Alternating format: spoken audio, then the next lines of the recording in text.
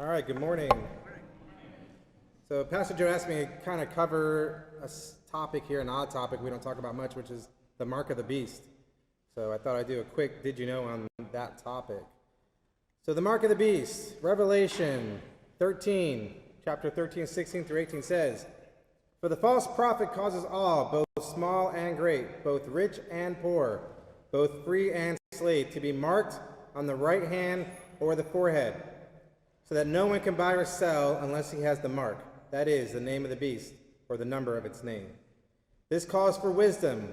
Let the one who has understanding calculate the number of the beast, for it is the number of man, and the number is 666.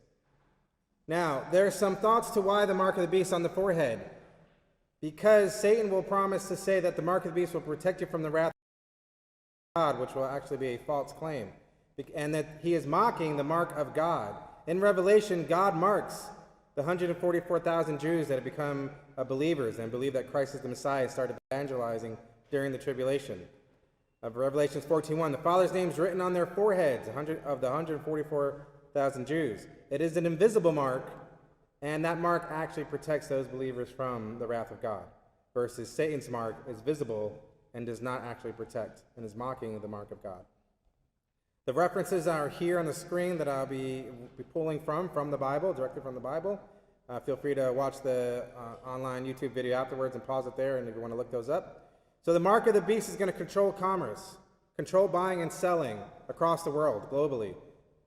We can see now technology coming into play. We have the Green Pass out of Israel. Those who are not familiar with the Green Pass, Israel has introduced a digital COVID vaccine card, where if you do not have this Green Pass, there are certain things you're not allowed to do. In certain places, you're not allowed to go. It's creating basically a second class of society.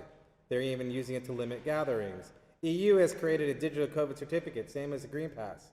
And you have all these countries now participating in a version of the Green Pass, or the digital COVID certificate.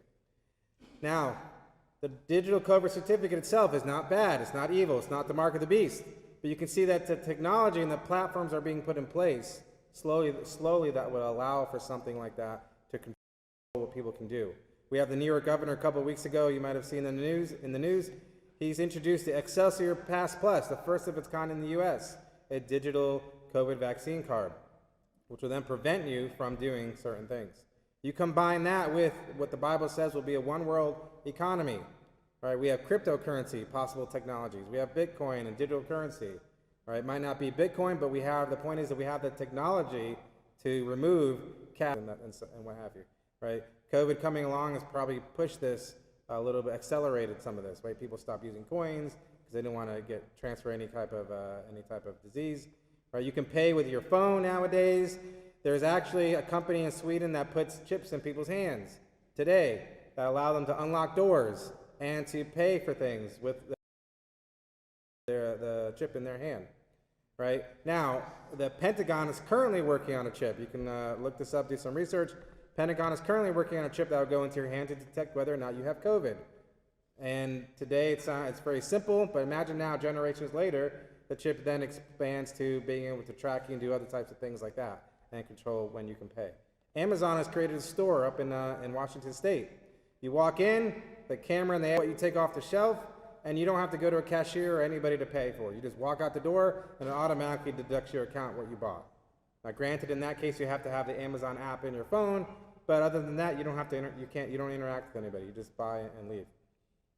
Now, and this company in Sweden tried to bring the microchip in hands back in 2017 to Wisconsin, and basically we pushed them out of the country because everyone was like, "That's the mark of the beast, chips in hand," right? And so that kind of leads to the question: is technology evil? Right? I can't imagine putting a chip in your hand that has all your medical records, and you die and you go to heaven and God's like, "Oh, you got that chip in your hand? No, you're out of here." Right? Technology itself is not cone. It's metal. It's electrons. Right? The technology itself is not evil. How you might use the technology could be used for evil. Right? So there is a distinction between technology and the mark of the beast. Right? 10 years ago, if you said there'd be one world currency, the world would be able to control what you can or cannot do, we wouldn't believe it. But nowadays, with the way the society is, it seems very plausible. So what is the mark of the beast? If it's not necessarily technology, what is the mark of the beast? According to the Bible, the mark of the beast is given and promoted by the false prophet. It's actually not given out by the Antichrist. It represents the Antichrist, but it's given out and promoted by the false prophet. Everywhere you see the mark in the Bible, it's coming from the Greek word charagma. That means an imprint or a tattoo, a branding of sorts. It's like a notary seal. Back in the day, to do commerce, you had to have a seal on your documents. It'd be like the Roman Empire, is their picture being on documents or on money and currency. So it is a seal that's something imprinted on you. It is visible to the naked eye. It is on the person, not inside of them. Right? So it can't be a chip inside of you. It's something visible that you can see even at a distance.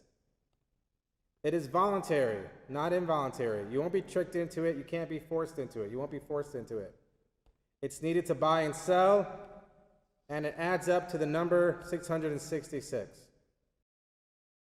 Something called gematria. Gematria is the study of, in the Hebrew language and the Greek language, they're unique in alphabet in that every letter of the alphabet has a corresponding numerical value.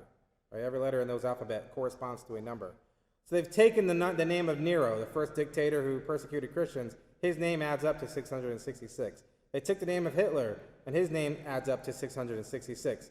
However, right, take this with a grain of salt, because gematria has so many different rules and techniques you can apply. You can basically control the name you want, right? So it can be used in many different ways to get any answer you want. But it's just a piece of information that the Bible says those that have wisdom during that time, let them calculate the number of the beast, and possibly that might be a way they do it. But we won't know what that is because we won't ever be there. Now, these are the last two bullets that are really important. The mark of the beast is a sign of worship and allegiance to the Antichrist. A sign of worship to the Antichrist. The mark of the beast will represent those who reject Christ and the gospel. All right, keep that in mind. You are worshiping the Antichrist when you've taken this mark of the beast. Now, what might that look like? So, if you think of politics past, right, when Obama came, right, if someone had the poster of hope, you kind of knew where they stood. When Trump came in, we had the MAGA hat, right? If you have someone who has the red MAGA hat, you kind of know where they stand. So the world leader at this point will have taken a moral blow. And the Bible says one of his eyes will be dead. So the assumption is maybe he got shot in the eye, possibly. And that Satan will heal this world leader and make it appear that he has risen him from the dead after 3 days. And then Satan will embody this person, and that becomes the Antichrist. Now, so imagine, world leader, mortally wounded, takes a dive, comes back, resurrected, according to how the world will see it. And he says, now he goes to the Jewish temple, he says, I am God, worship me, and I am your God. And he's wearing an eye patch. He's sitting on the throne, he's on TV, whatever it is, he's wearing an eye patch or something, right, maybe based on this mortal blow. And you think, oh, that's crazy. And you go out to the streets, and what do you see? Everyone's wearing eye patches. Everyone's wearing something that represents that they're aligned and they are worshiping this person as their God. And they are rejecting God, the true God. Now, there is a minority view, very minority view, that says the mark of the beast is not 666, that it's actually something else from Arabic, because they believe John maybe didn't mean to write 666, that he wrote what he actually saw, the symbol. And on the bottom here, on the bottom right, that is in Greek, 666. On the top right is in Arabic, a phrase, and what they say is that he was writing the symbol, and if you turn that phrase sideways, it looks very similar to the 666, and that phrase says, in the name of Allah. That's the actual phrase. So they think that what John saw was something that says, in the name of Allah, on your forehead. And what happens with Arabic warriors, when they go into battle, they actually wear a headband back in the day that says, in the name of Allah, and they wear it on their right arm. It's a super minor view, but I just wanted to bring it up in case somebody is watching this now in the tribulation, and this minor view is the correct view. Well, then there you go. All right? Because who knows when this video will be watched. All right, so some scenarios. You had technology, the mark, you're going to the grocery store to buy some food and goods. Scenario one, you don't have the mark, technology prevents you from buying and selling. So you go in, you pick up your food, you pick up some groceries, you go up to the counter, clerk scans your chip in your hand, scans your phone, whatever it is you're using to pay at the time, and you get declined. And it's like, I'm declined, why am I declined? Sorry, sir, you're not on the approved list to be able to buy and sell, because now you're on the terror watch list or some watch list of this person hasn't taken the mark of the beast. So there you haven't taken the mark, which is not technology, but technology is preventing you from buying and selling. If that makes sense. Scenario 2, not having the mark mixed with technology. You go into the store, you pick up your groceries, you get your drinks, you go up to the clerk counter, he pulls out a scanner, and he goes to scan your forehead. Doesn't see your mark, goes to scan your hand. Doesn't see your mark. Sorry, sir, without the mark, I need something to scan, because maybe the mark is a QR code type of thing, a barcode type of item, and he can't physically scan you because the mark is mixed with technology, and so you're unable to buy and sell. Or scenario 3, which I think is I think it's this scenario mixed with the previous one possibly, not having the mark and political views cut you off. Think about today. If you don't align with people's views today, we're ostracizing people. People are going ridiculously crazy if you have a different view than them. You walk into the store, everyone's wearing, say, an eye patch. You walk in and you don't have one. Right? Clerk sees you and says, "Get out of here. We're not selling you. We don't sell to people like you." Right? Until you align with our world leader and our God. Right? And so you're unable to buy and sell due to maybe not technology, but due to political views. So should I worry about the mark of the beast? Not if you're a born-again Christian, because the mark of the beast comes after the rapture. The mark of the beast is not used until the second half of the tribulation. Not until the Antichrist suffers a mortal wound and is healed by Satan. Not until the Antichrist defiles the temple of God in Israel. Not until the Antichrist declares himself God and to be worshipped.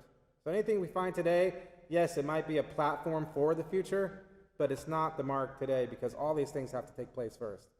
Right? And if you don't take the mark at some point, pressure will increase, and the Bible says that people will be beheaded for not accepting the mark. Here's a little timeline of the end times. The rapture of the church, followed by the world leaders revealed, followed by he makes a covenant with Israel for 7 years. Halfway through the covenant, right, he suffers a mortal blow, he comes back, and he then defiles the temple and declares himself God and to be worshipped. Then the second coming after the 3.5 years from there. So the mark of the beast isn't coming till here, halfway through the tribulation. So now you know, don't worry about the mark of the beast. If you're saved, you won't even be here. And that's it. Thank you very much.